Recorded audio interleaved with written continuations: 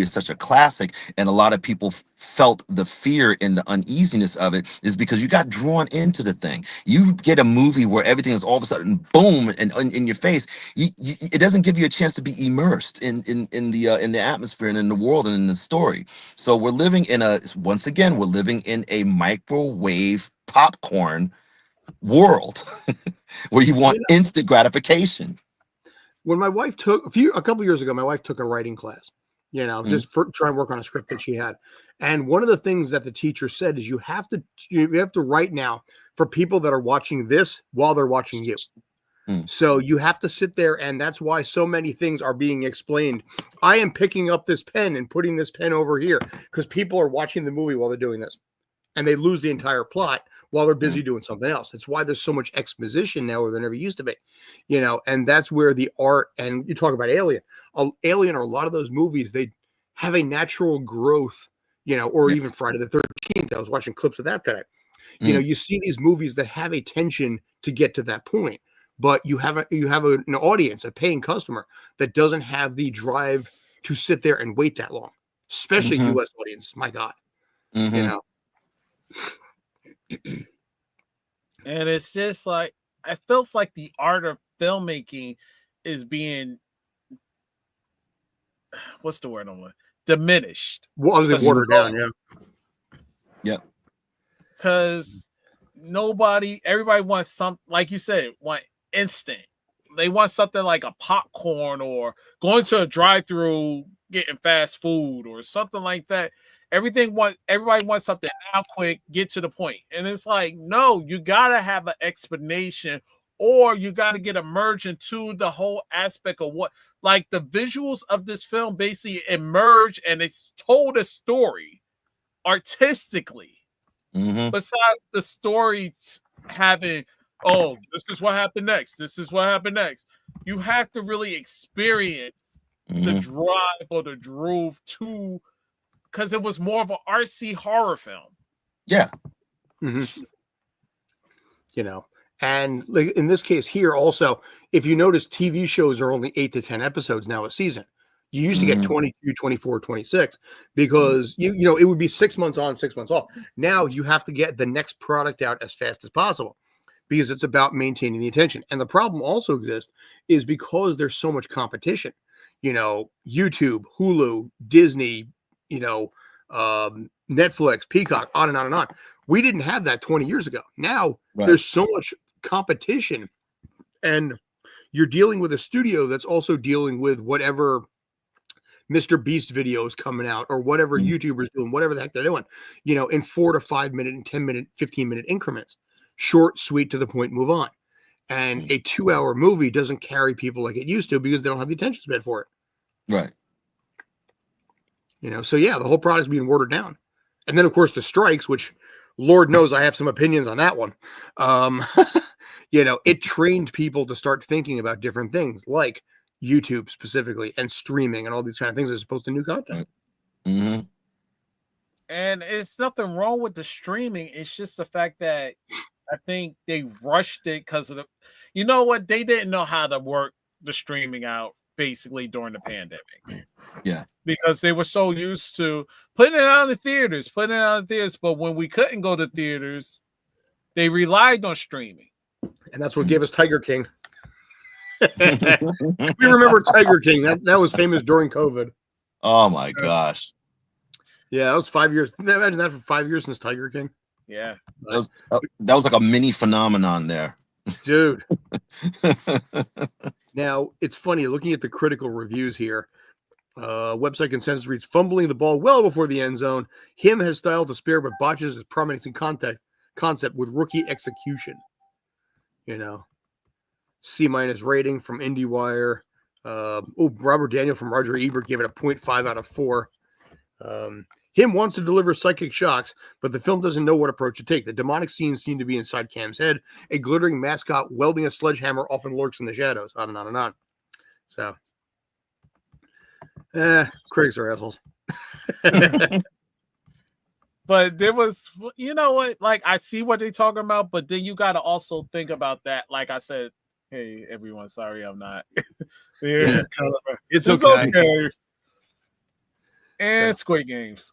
Okay, who cares about Squid Games at this moment? Squid Games America, I'm waiting for. Well, yeah, well, Squid Game season 3 just came out in Korea, and I don't know how it ends, and I'll just wait for somebody's review of it. Yeah. So, But also, we're also going to bring up another topic. I think I put it in the group chat a couple of moments ago or hours ago, talking about how Hollywood is dying. Yeah. Yeah. And a lot of these production companies, there's something that what's his name? Mel Gibson said, like he was saying that it's better to have people fly. It's cheaper to have them fly out and do productions than to keep them in the those studios in California. Really? And right now these studios are empty. They ain't got no production going. Hey, go ahead. No, stay on point. I was going to go a little off topic, but and he's right. Like California, I'm not blaming the governor. I don't know the full story. It's really looking bad for California, but they also blaming everything on COVID, which the strike, and it's some other things, but we're not legally the same, but there's some other things. It's a lot of different things going on. But again, a lot of it's just the attention span of your target audience. You know, I think Anthony Mackie had said this. He said, people don't go to see an Anthony Mackie film. They go to see the latest Captain America movie, or they go to see the latest whatever film. They don't, back in my day, you used to sit there and you used to go see X actor doing something, like great example, fantastic example. The Fugitive from 1993, one of the most underappreciated, greatest movies of all time, and one of the greatest movies that Harrison Ford ever did. Flew under the radar a bit, but you went because you wanted to see Harrison Ford. I didn't know crap about The Fugitive, but you trusted him and Tommy Lee Jones and be like, "There's going to be something special here," and it was. Right. Yeah. You don't get that now. Because you got so many people that's worrying about influencers, if it's related to the video game, if it's related to the movie, not movie, book, it's too expensive to film in California, which is true. Yeah. The tax credits aren't there. And it's easier to film also like a non-union contract in Malaysia. Yeah. I can't really, be like critical of the video game films, because the company that I voice acted, and I'm not saying voice acted, I still voice act for, they recently released their own self-contained film based on one of their games.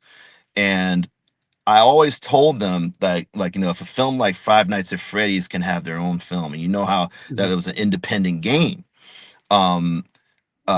Markiplier, I don't know if anybody who knows who Markiplier is, he finished a film called Iron Lung, which is based on a game that he played. It was based on an independent game. And Night Shift is the game that Puppet Combo is releasing. That I kind of had a feeling that that's what the next phase was going to be. You're going to have influencers, you're going to have independent people, more independent people doing these films, but based on games or otherwise. The independent filmmaker is coming up. Yes. Yep. Because in this case, also because of the following that Markiplier has, or Matt Pat was in Five Nights at Freddy's. Yes, exactly. Corey Kenshin too. He was in Rurouni Kenshin? Yeah. Corey Kenshin is a gamer. Sorry. Yeah, he appeared in Five Nights at Freddy's as well. I thought you said Matt Pat did something in Rurouni Kenshin. I'm like, the anime? No. Matt. I know Matt Pat was definitely in Five Nights at Freddy's, but I'm just saying Corey Kenshin was also in it. But I know for a fact through someone that Davion and I know that Saquon Barkley did a commercial recently with Mr. Beast. So whatever that product is, I don't even know what it is, but that thing is going to make money, because as soon as Jimmy shows up on camera, all his friends are going to go nuts with it, and that's what a lot of it comes down to. Markiplier has 25, 30 million followers on YouTube, subs on YouTube, something like that. I was talking to Dan from Game Grumps today, just actually about sports. I mean, he's got, that channel's got like 5.5 million too. So you get the clout, and the clout is what brings everything else. So Yes. you could have no talent in the world. You could be the worst actor, and you'll be like, you have a following, good enough. Mm. So, Yeah. But- But but to be yeah, no, it is getting watered down a lot though. and it's really like, where is the art of acting? Where is the art of creating something where you sit back and you enjoy? Like, it's like, and it's not, and I'm not shooting them down on, oh yeah, it's just the fact that I blame more the production companies than I do the followers. Right. Because the production companies should know if you're going to do something like, it makes sense to have like influencers as cameos, Right. not as lead roles, unless they have experience in acting. Which I'm not knocking anybody that's an influencer and an actress or an actor. What I am knocking is the fact that you got to basically weed out who have the skills to act and know how to do it without coughing up a lot of money for delays for your product. See,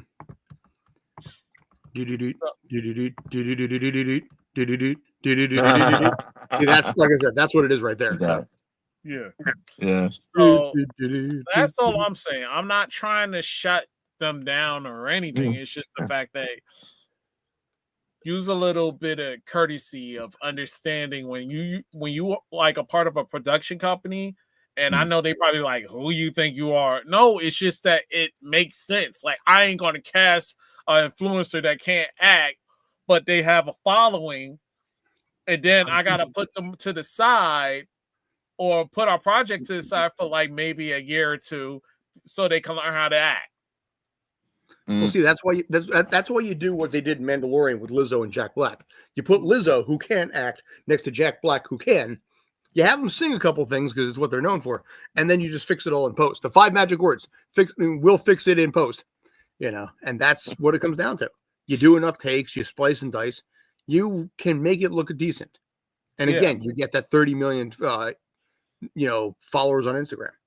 If you're doing it for the fans already know what to expect. Like, if you have an influencer who might not be a trained actor in comparison to someone who is a trained actor. If you're trying to bring in that audience of the influencer and put him or her next to an actor that can act, so what you're doing is you're like, yeah, let's bring in this will bring the fans of the influencers. This will bring all the YouTuber kids in, and and at the same time we'll be able to we put them next to Keanu Reeves, or put them next to Tommy Lee Jones or something like that, and say, okay, now it'll bring the clout of those folks and bring them together. Like, it's money. Okay. Yeah. You're trying to bring in the dollars. This will bring in the influencers, the fans of the influencers. Oh, this will bring the Hollywood fans, the people that really like Tommy Lee Jones, bring them in. It's money, guys. But in this case, like I said, I was told Wednesday, Day, I think who the stunt person I'm talking about in this case. Right. He was coordinator on something with Saquon, who's obviously, probably top 5 biggest names in the NFL right now, give or take, and Mr. Beast collabing on a commercial. The question I have in this case here is, they get their SAG cards on that? Was that a non-union contract? Because that's a big question. We don't know here. Right. Something like that could have been NU. Because if it was non-union, shoot, I'll jump on that in a heartbeat. They would probably get some kind of a deal out of it, back end. So, Saquon's been doing commercials for Little Caesars. So let's just say hypothetically it is. Maybe they give Jimmy some franchises or something out of it. Right. Because then he just brings his fans from wherever. You get a couple, Little Caesars in Tulsa, Oklahoma. He shows up, and then suddenly you sell out the store. Yep. It's like Shohei Ohtani. Mm-hmm. So what else we want to talk about? Well, yeah.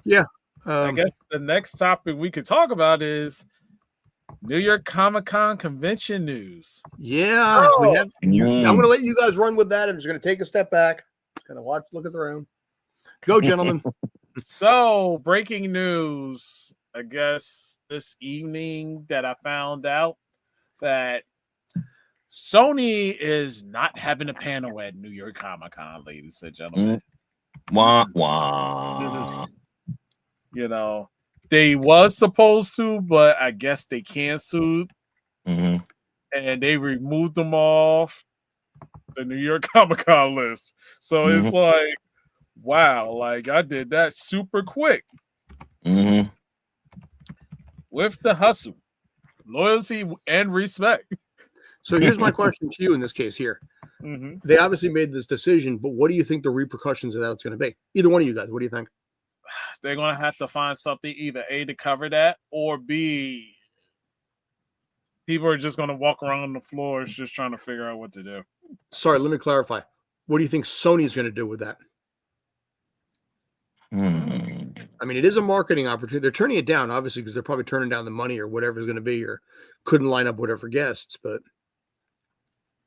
I don't know. There's something with that. I mean, in light of the the topics of the day these days, do you think maybe somebody might have said something that they shouldn't have said? maybe Maybe. Twitter's a firestorm. I'm sorry, X is a firestorm. Yeah. Mm. And Also, also I think prior to the show we've talked about how New York Comic Con isn't what it used to be, and it has been succeedingly bad over the years. It's lost its soul. It's lost its luster. It's not even fun anymore. I remember the last time that I went to New York Comic Con, and I was like, man, it just feels so dead. The fun and the excitement and the warmth of it, it's just not there anymore. It's like very, very cold and very hollow now. and then not only that, it's like most of the people. Okay, so we used to have scalpers that sell tickets, trying to lure people to basically buy tickets to basically go to the conventions, and then not only that, it was like the cosplay community. You see how they act, how they Yeah. react. Oh Lord. And you be like, Even Mace Man, the cosplay crusader, gets all this against the nastiness that's going on in cosplay these days. Well, that's the other thing too. I mean, just you're kind of required to be cosplay there, but you can tell the level of geekdom by person that wears a shirt like my wife would do. Person wears a shirt that just says Star Wars. It's like you're half-assing this thing, man. I was no joke. 2 days ago, I was in this one dude's basement, and this man had the single biggest collection of stuff I have ever seen. I'm sorry, you have nothing compared to this dude. I already know. I seen people in this stuff, and I'm gonna have to next time at this dude's house. I'm gonna take a video of this. This he has so many things that are still in boxes. He has action figures of Princess Bride in unopened packages. The originals. I mean, Boba Fett stuff and all this kind of thing. This is the kind of geek that you're almost expecting at New York Comic Con that basically can stand out. Somebody who can be so esoteric and dress as Cad Bane, and people are like, okay, good. It's just it became a money grab. It really did. Yeah. Because like I explained to certain people, when I went to New York Comic Con, I either bought all 4 days or I bought a week, a 4-day pass. Then I went into the VIP thing because I was like, you know what, the VIP makes sense because you're buying 4 days plus they treat you like you're important. Yeah. Why this year they charge people $800? Remind you that's not including taxes, delivery fee. Wow. So overall, you're paying $1,000 for your VIP ticket.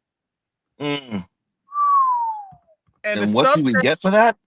hold on, I'll tell you, because you know what, the stuff that they offer you was not cray. Like it's not crazy. It's not even worth it. Like It you looks get like the it's sold VIP. out here. Let me pull this up here. Yeah, By the that's way, it. just to let you know, the $85 tickets, the only ones you can get now is Thursday. The rest are sold out, and even the Mhm. 4 days sold out. So you Mm. can go there on the shittiest day. Mhm. $30. Oh, Thursday is not the crappiest day because people are being forced to go Thursday. Well, that's true, but Mhm. So yeah, for the there's yeah. So for the VIP, it's like really like you get reserved seating in the Empire and the main stage. Guarantee access to all the panel rooms. First access to purchase select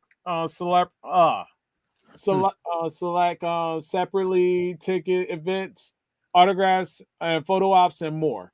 First access to exhibit exclusive reserve, ex, expedited entrance, and yeah. So you get the front of the line there. yeah, Yep. Actually, is Mhm. that too small for you? Is that what your problem is? Here, yeah, it was a little small. all right. Yeah. Yeah. That, just let me know. So, Okay. yeah. Swag Uh, bag, complimentary bag check. Oh, cool. and matter of fact, I saw the stuff that they gave people, and I'm like, it's not what not what it cracked up. It wasn't like year before last or or last year. Last year was I, but year before last, I kind of liked the what they gave us. Mm. But Matter, yeah, it's just I don't get that feel like Also, I mean, I'm sitting here pondering it, and ever since films like like Iron Man and you had Robert Downey Jr., big time Hollywood actor, playing the part of a comic book character, and at that point a B-list comic book character at that time, and now you're bringing in all these Hollywood names and Samuel L. Jackson showing up at the end of Iron Man, said I want to offer you the Avengers initiative or whatever he said. And then the thought of an Avengers film was like, are you really yep. are they serious? Are they really going to do that? And then at the end of Captain America, the first Avenger, then we see it. I'm like, they really did it. They actually did it. Yep. So now the whole comic book thing has gone mainstream. Hollywood, everybody's into it because I think we discussed this before. It used to be that the comic book geek was this underground community, and it was, I think at that time it was warmer because it was more exclusive to just to this group, to Yes. our group. And then now that it crossed over, now everybody is a cosplayer. They're going over and above, beyond creativity with these really just these very very detailed movie quality cosplays, and even better. And then it turned into this competition. And half of these people who put Fun together level up. these cosplays, I don't even think are even really true comic book fans. Yeah. And then you got people that are on jumping on the bandwagon who only know the movies, but they don't know the lore and the comics and the history of it the Yep. way we do. So yeah, as I was sitting here thinking, I think that's the reason why the soul and the spirit of it is gone. Is because now everybody's jumping on, and it's become such a competition. And and it's like you got all these different groups and inner groups and inner circles of the cosplay community and the geek community that are being toxic and being jealous of each other, and looking for any reason to cancel somebody because now they're a part of this group and everything, because they were so alone before. Now they're locking arms with people that are just like them, and now they feel powerful. And so in any little bit of somebody or something that they don't like, they can jump on that person and jump them. It becomes this all of a sudden this big gigantic exclusive club, and it lost the heart and the soul of being a nerd. HB, I got a great example for you on that. Yeah. So let me pull this up here. I'm going to show you notable guests for the first 4 years of New York Comic Con. Kevin Smith, George R.R. Martin, Frank Miller, obviously Dark Knight Returns, great Stan Lee, very nerd people in this one. Even 2009, Joss Whedon, great, Daniel Day Kim, Lou Ferrigno. Scroll down to this year expected. There is your list this time around. That is, Okay. So, Brendan Fraser. Wayne Brady. Do Wayne Brady have to choke a chick? Dude, I don't know. There's some names on here. It's like Joe Pantoliano. What, really? Martin Sheen's going to be at it. It's like, what are they going to do? Ernie Hudson? Oh, yeah. Listen, Ernie Hudson is, of all the Ghostbusters cast, that dude has a longer resume than any of them. That dude shows up in everything. Yeah. But, I mean, Martin Sheen, I can't figure out why Martin Sheen's doing a West Wing reboot or something. Oh my, we have George Takei. Oh my. Oh my. Yeah, Simon Pegg, Sigourney Weaver, Simu Liu. Lawrence Fishburne. Yeah. Do we have not Lawrence Fishburne also? Damn it. No, we have Lawrence Fishburne, but not his other half. Martin Sheen. R.L. Stein, too. Credit there. He always at New York Comic Con. Dante Bosco. Dante Bosco could be there maybe because Avatar's getting the new season. Yeah. The new movie. Although he's not Zuko. Veronica Cartwright. What's that? Veronica Cartwright. Okay, because the name sounds familiar. Didn't she play Lambert in Alien? Or am I wrong? The original Birds. Invasion of the Body. Yeah, Lambert and Alien. There you go. Good call. Yeah, Veronica Cartwright. Wow. Yeah. So Vincent D'Onofrio. Whoa. Well, Vincent D'Onofrio, that could be because of Kingpin. Shit, help me out here. And Sigourney Weaver. Oh my goodness. Yeah. Daredevil, right? Daredevil. Yeah, I was gonna say Kingpin. There's I'm going for. Yeah. I kept trying to say Godfather, but the thing with the conventions now is that they're just so expensive to get in, and then it's crazy expensive to. I didn't even get the rest of that. Oh, sorry. And it's crazy expensive to do or get anything. Yeah, amen, sir. Amen, sir. Yes. Yeah. Michael Chiklis, I wonder what he's up to. I heard that man sing once. It was really impressive. Because he sang once while we were on the set of Gotham. It was amazing. And I met Simon Pegg, and me and him had a great conversation. I told him I want to be in the next movie with you. If I would have known that he was going to be here in New York Comic Con, would I do it? I probably would do it because of Simon Pegg. But everybody else, I'd probably be like, okay, Vincent D'Onofrio, I'll be like, okay. I'm just shocked about Wayne Brady. Yeah. Yeah. I don't know what he's up to. I mean, he still has what? Let's Make a Deal, right? Yeah. But cosplay is straight up business, Kyle. Yeah. And he also said, well, everything gets ruined by business and competitiveness. Absolutely. Yeah. He knows. He said, depends upon, okay, Buddy the Elf is saying it depends upon what you're doing at the con. Yeah, it like if you have like set in your mind that you're not going to allow the nonsense to get to you, and you're focused on buying a comic, focused on seeing the person that you wanted to see, focused on going to the panel that you're going to, and you're not worried about all the other fluff, you can have a good time. Right. It's just that when, I guess maybe the outside in or the inside out, you're really looking at everything else because all of it used to be just a all encompassing, all love fest of everything. Yeah.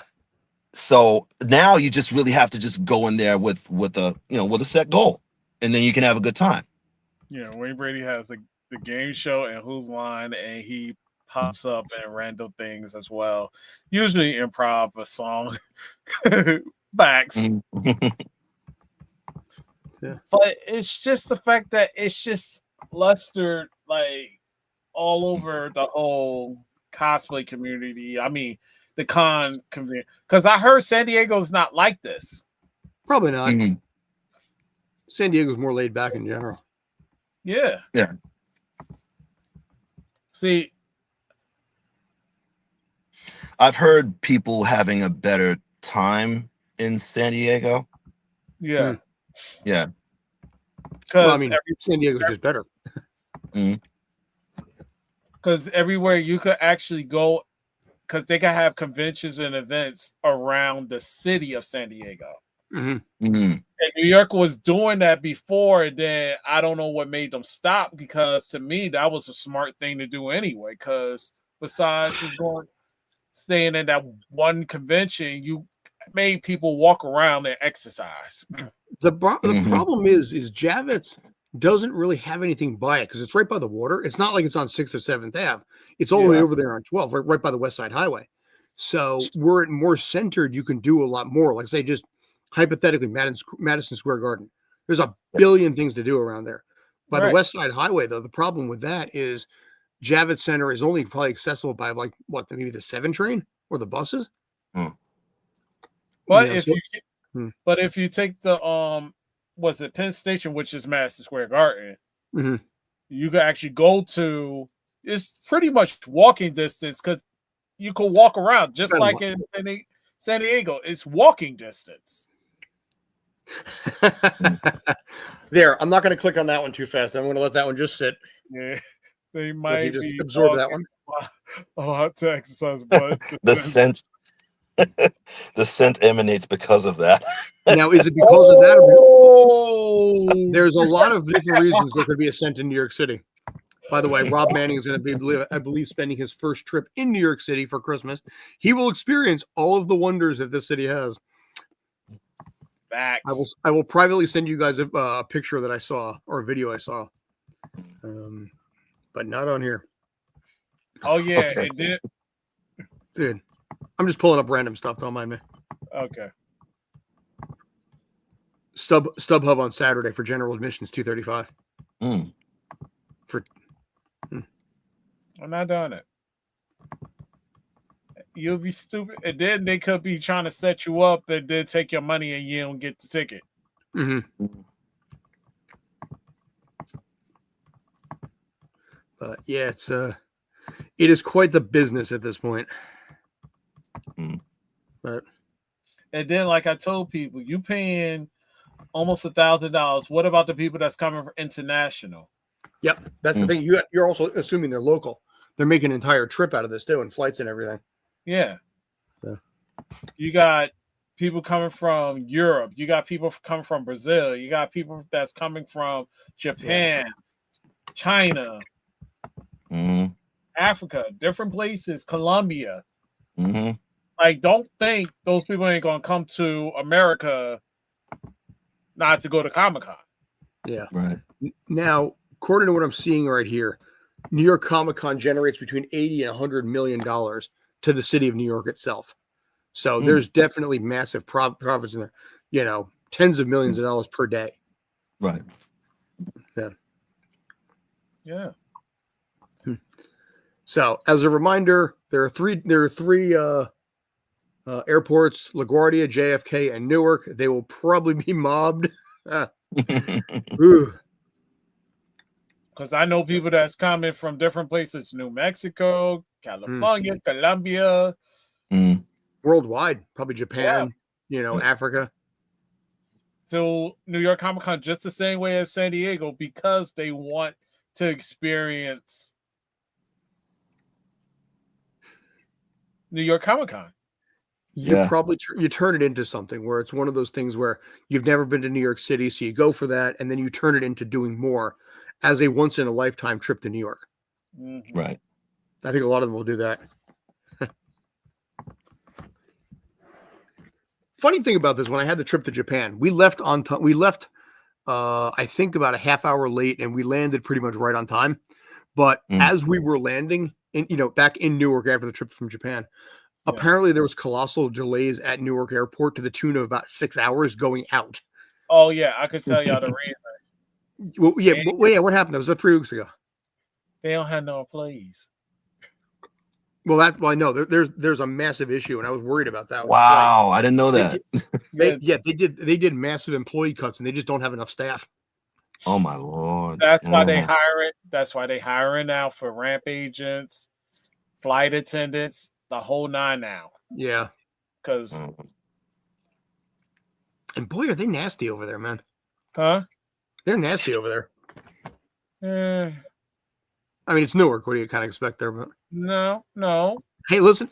When I was in Japan, man, everybody's friendly, outgoing, and helpful. Here it's like, get over there.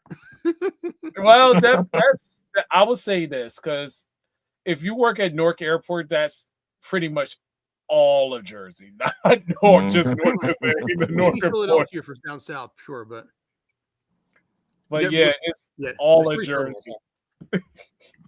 Yeah, I know. There's 3 gates. There's a lot of flights going in and out of Newark. It's hell on ice.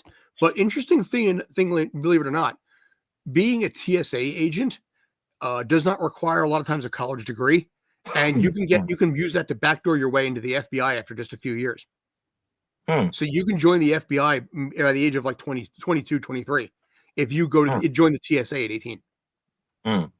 So you just sit there and do security checks, as mundane as it is, and you get right into the FBI. Wow. Yeah. I wish I would have known that. I wish. Yeah, well. I wish I would have known that.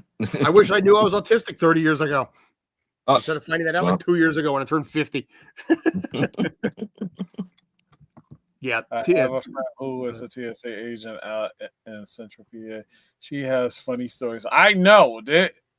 I'm going to be honest because I used to work at the airport at the time it was Continental. Okay. I had stories where I met celebrities, good interactions and bad interactions. Yeah. I have stories to tell, but I'm not going to expose it because some stuff is like you should already know, and other stuff. But it is not this day. Exactly.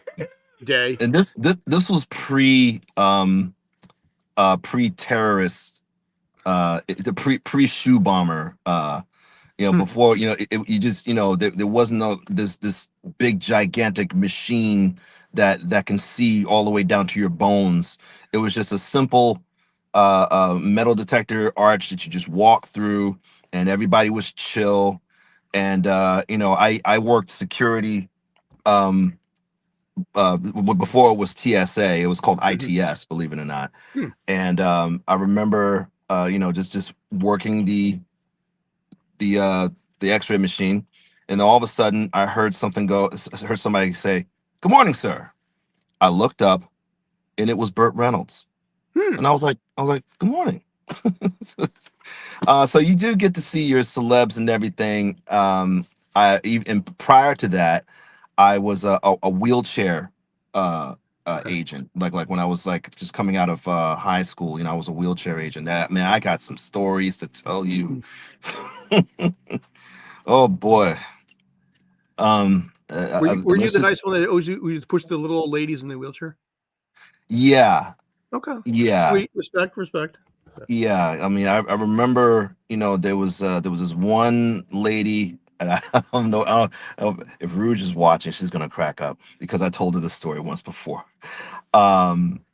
God bless the senior citizens, man, I tell you, but they could be really, really mean and nasty. So this lady was, basically just pretty much just saying everything in the book. So when by the time I got her right to the ramp, and to help her get up and everything, and she didn't want to wait for me to lock the wheelchair. So I went down to lock the wheelchair. Let's just say, she gave me a tip.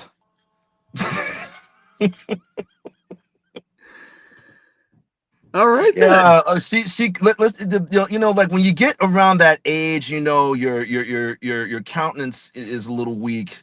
So let's just say that she, she gave me a present as I was coming up from locking the wheelchair. And okay, I'll just come out and say it. The lady cut one like right in my face. Was this at the beginning of the shift or the end of it? It I mean, did was this in the start- middle. All right. But it wasn't like basically you had an 8-hour shift or 10-hour shift and you're 15 minutes in. It's like, this is how my day just started. Well, I believe it was in the middle of the day. You know, having to deal with her ranting and everything, and then finally, okay, it was time for her to go and get on her plane, and you know, and on top of it, you know, she calls me lazy, she calls me this, she calls me incompetent, and on top of that, yeah, I'm gonna give you a tip. I'm gonna fart right in your face. Yeah. If it's any consolation, you're alive. She may not be. So there you go. Yo, wow. You know, it's It was more- hilarious. It was funny. Every time when I tell Rouge this, every time when I tell somebody this, they crack up. But that's what happened. Nah, I got a funny story, but it has nothing to do with the airport. But it's close to that. I got fart stories too, but nothing like that. This wasn't a fart story. But I'll tell you this, HB, you're probably nicer to customer service people because of the experience and the hell you went through. Let's just sit down. You could not pay me enough to do the wheelchair thing again. Fair. Yeah. But hey, congratulations, you're not doing it no more. And hopefully you got less methane in your face. Listen, I'm in a studio by myself. I keep my methane to myself. So fair enough. Well, remember, when you're old, it's not farting, it's about making toots. Usually referred to as, I gotta go make a toot.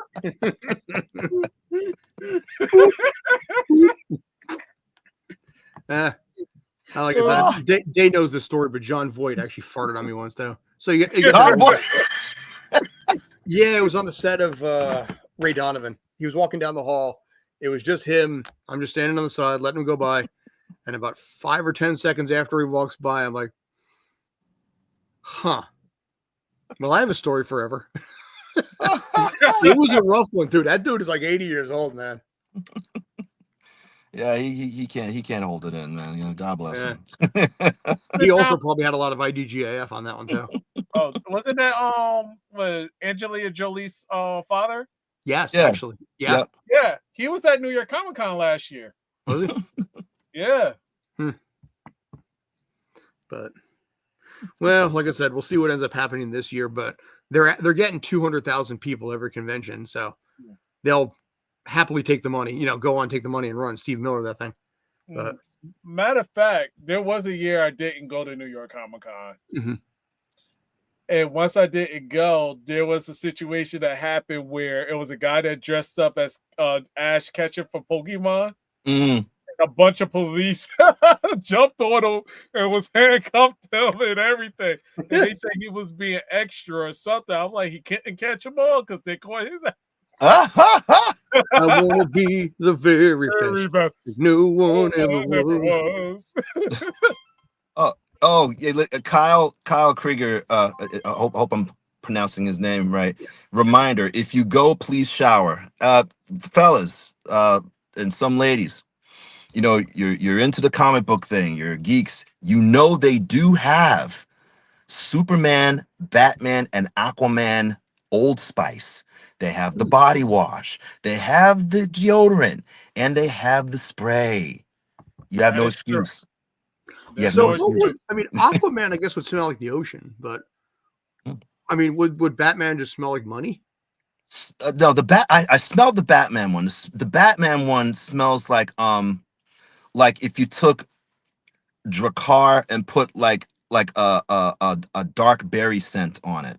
It's very interesting. The Superman one is very, very like bright and citrusy, very, very nice, very, very nice smell. Very nice smell. I didn't smell the Aquaman one because it wasn't available, but you can get it online. Okay, so basically, it's not so much basically smelling like the characters; it's the characters are on the smell. Yeah, the characters are on the smell. Yeah, it's like what the smell. It's like, okay, when you smell the smell, do you think Superman? And I'm like, yeah, pretty much. You know, it's very, very bright. It's very, very citrusy. Very, you know, it's strong. It's not offensive, and it's not a bad smelling fragrance. I took a sampler, so it's not that bad. Now, in this case, actually, I was gonna say if it's Superman, fine, but if it's Clark Kent, would it be like manure? Yeah, well, working on the farm, I get it. Yeah, see, it's Fulton Fish Market. It's not that far from there, right? So, guys, you got anything else? I got a small bit on my side, but we'll wrap it up fairly soon. Yeah, I gotta go watch the Giants get their asses handed to them by Kansas City. Yeah, that's about it for now because that's all I could think about. Now, in this case, we have this will be topics of conversation all the way through. There's no real TV shows that premiered on today's date. Tomorrow, holy Hannah, we have a lot. In 1976, Charlie's Angels premiered. 1982, Family Ties with that guy from Back to the Future. Yeah. 5 years later was Full House with Bob Saget and John Stamos and Dave Coulier, otherwise known as Alanis Morissette's ex. 89 was Baywatch. Can I pause one? Can we pause you real quick? Sure. Have you said Alana Morissette's husband? That song kicked in my head. You ought to know. Yeah. No, going, you say. No, that's Lisa Loeb. Oh, that's Lisa Loeb? Oh, that's Lisa. Dude, I was a dude in my 20s when basically that song came out. You know, that hair, those glasses, the 90s. Yeah. You're right. It was Lisa Loeb. Oh, my God.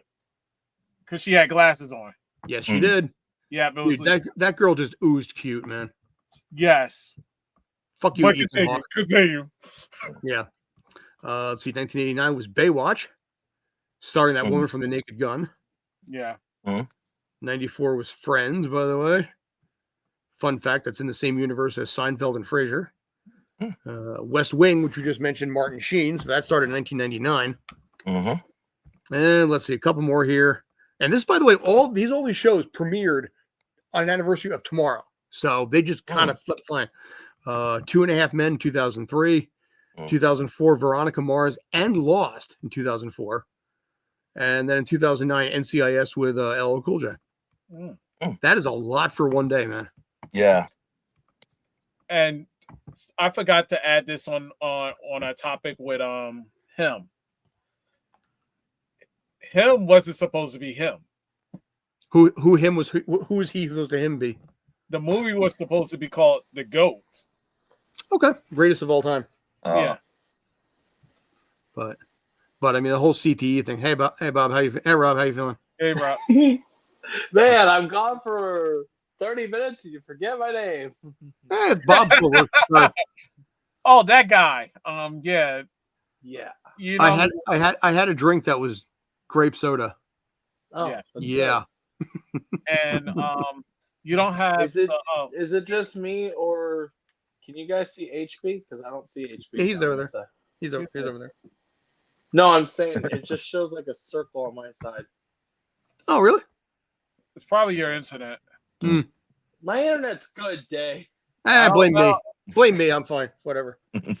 So. Well, hi HB, even though you can't. Hey, nice to meet you, Bob. I can't see you. But nice to meet you, man. Yeah, Friends had to compete with Whose Line had to compete with Friends at the same time. Yeah. But now, Kyle, I do have this question here. What am I missing here? Bob Saget, the worst Street Fighter. I get it. Sagat. Okay. Sagat. Sorry. So yeah, sorry, I was thinking to myself, you know, did he show up in Legend of Chun-Li and I somehow forgot? Kicking it with Bob Saget. Damn. Dude, I'll be honest with you. I have no faith in that Street Fighter movie, as good as the cast may be. I still think it's gonna. Listen, you got to prove to me it's not gonna suck. I'm scared. Yeah, that's a good man. Because you got Cody Rhodes as Colonel Guile. You got 50 Cent as Balrog. Yeah. You have the guy from what was the show? Dexter, the new Dexter, as and Bison. I forgot the guy's name, but they know who I'm talking about. The other serial killer, not the main serial killer. And you got Roman Reigns as Akuma. Hmm. Let's go. Wait, no, that's not Cody Rhodes. Is that the right one? The one that's playing Colonel Gal, that's not Cody Rhodes. Hmm. Unless, because they said it's Cody Rhodes, not the other guy. But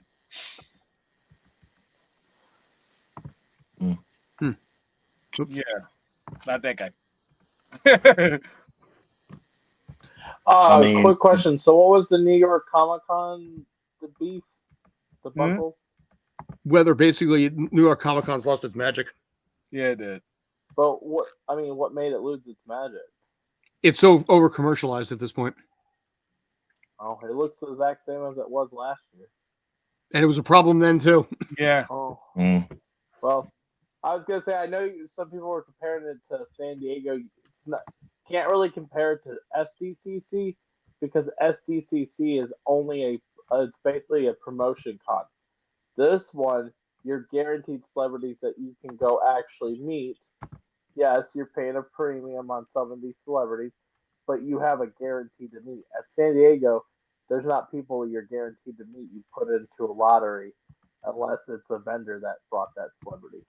So that's But the difference between but that's the two. the thing. We rather you do that than to basically, like draw us in because of the celebrity. Because now it doesn't feel like a Comic Con. It feels like pop culture type of marketing to basically. That's how all cons are, Dave. Yeah, we get it, but it's really supposed to be about the actual. If it's a Comic Con convention, you're supposed to go there for the actual feel of being at a convention. Like The warm feel. I guess we'll say like the warm and fuzzies I guess it about the just whole depends on who experience you is kind are of like and what their little gone. definition of a Comic Con is. Because my definition of Comic Con is going to meet famous people. That's how I have always have. I There go used to certain be cons. back in the day, and basically Yes. probably the oldest guy here, and in about a little under 12 hours, probably the only person in this group is going to be 50 years old. That's also why I came in to say, "Happy birthday, Score!" Happy birthday. 50 years old tomorrow. But thank you, man. But in this case, back in the Over day, the hill. it was better over than under. It was still, it had like this niche charm to it. The people that were there went there because they knew the topics. Right. You paid tickets to a Star Trek convention and you got like, Walter Koenig or George Takei or John Delancey, to talk about being Q. And this was like one of those really cool experiences, where you got to hear them speak and you get to buy merch. And back in the day, back in the in the 90s, it was the only way to get, frankly, TV shows. So, if you wanted anime, it's the only way you can get it back then. If you wanted to get old episodes of Transformers or Dungeons and Dragons, you bought bootleg copies of it. And knock on wood, you got the right thing, and some dude wasn't cheating your ass out of it. Right. Because the general rule of thumb, if you got 4 episodes of something for $20, it was a good deal. Sometimes they'd be ultra cheap and they give you 2 episodes, but you never knew until you got home. Right. But it was the only way that I can get anime. It was the only way that I can get the Dragon Ball movies back when they were coming out. The like BoJack or the Broly movie or anything like that. That's how you had to get them back then. And that it added this certain magic and this hunt and peck charm to it. And now New York Comic Con gets 200,000 people every single year. Yeah. That's a little too crazy, man. I mean, San Diego gets more than that. Yeah, but like I said, I come from an era where you used to go to one Yeah. in Hackensack and get like 500 people. But you also back then only had comic book people. You didn't really have the celebrities going. But now the celebrities have stuck in. And I'm sorry, from my perspective, I do go to a con based on what celebrity's going to be there. And that's just because I've met so many celebrities now. It's like when I just went to Arkansas Comic Con. I almost met 90% of the people that were already there, and for New York Comic Con, it's cool that there are people you're not guaranteed to meet, but you have a good chance of meeting than the people that you may meet after doing a panel. Like when I did Hall H, everybody told me, oh, the celebrities don't do stuff after the panels. Sometimes they do, and Peter Dinklage was one of them. That's why I got to actually say thank you to him. So I see it now. If New York Comic Con became San Diego Comic Con, maybe you guys would like it more because then it's just promotional, and it gives I feel like that may give them more magic because you're not guaranteed to meet. So anyone you do get to meet is a big shock. I also struggle with crowds too. Huh? I struggle with crowds. Yeah, which then New York Comic Con or San Diego Comic Con, those cons wouldn't be for you. You'd want to go to like a local, something like that. Yeah. I think when we were talking about it And earlier, I do want to say one thing about New York Comic Con that got announced yesterday that I'm excited for. There is going to be a Magic the Gathering And panel. your boy going to be there, Jim Cummings. Well, yeah, Jim Cummings is there every year. He's there every year at New York Comic Con. But no, they're doing a panel for Magic the Gathering, and there's going to be another Nickelodeon collab that's going to get released at the panel to say what the next collab will be. And what I mean by another is, so you just had Spider-Man become a Magic the Gathering set that was fun, but the next set that'll come out in 6 weeks is going to be Avatar: The Last Airbender. Dante Bosco, we talked about him, and Mae Whitman too. Mae Whitman's going to be at the because she was Katara. Yeah, and and yeah, there's a lot of, I think, isn't it at least 5 cast members from Avatar? Could be. Still needs Rob. Yes, that would be nice. As much as I've been told he's not a nice person, I would like to meet him to just get it over with. By what I mean by that is say, okay, here's the picture of me like my friend that dresses up as Hugh Jackman's Wolverine and looks just like him. He got invited to the Deadpool Wolverine premiere and got a picture with Hugh, and it's kind of hard to tell the difference between the two. So, but yeah, it would be good to meet Will Ferrell because then I could be like, hey guys, for anyone that asks, yes, I met Will. But yeah, like I said, difference of opinions, but also maybe difference of age group too. So that too, and we were talking. Kyle, I noticed you were talking about like things being so expensive. They can be, but also at the same aspect, most panels are free to go to. So it just depends on what your budget is. And yes, to meet some of the celebrities, it does take a thing called a firm where you can buy all your autographs in advance and then pay payments on them later. But I know what Scott's talking about too, is because I also know that they used to pay the celebrities and the celebrities would sign for free. The fans didn't pay anything because by paying your ticket, you got in the convention. And then everything's covered besides obviously vendors and stuff like that. Right. Yeah. So, but it's a business now. yeah, But that's how we kind of led this off with though. So I know there's still magic, even though Day's not going. There's still gonna be magical moments there. Can't say it's losing its magic. Moments. I'm sorry you don't get to go, Day, but better days are coming. No. I chose not to go. No, you said you didn't have any way to get in. No, he can get there, dude. It's easy to go from Newark over to Penn. Yeah, he said he didn't have a pass to get in. You're telling me if someone offered you a 5-day pass, you wouldn't go because that's what you said the other day. You wouldn't go.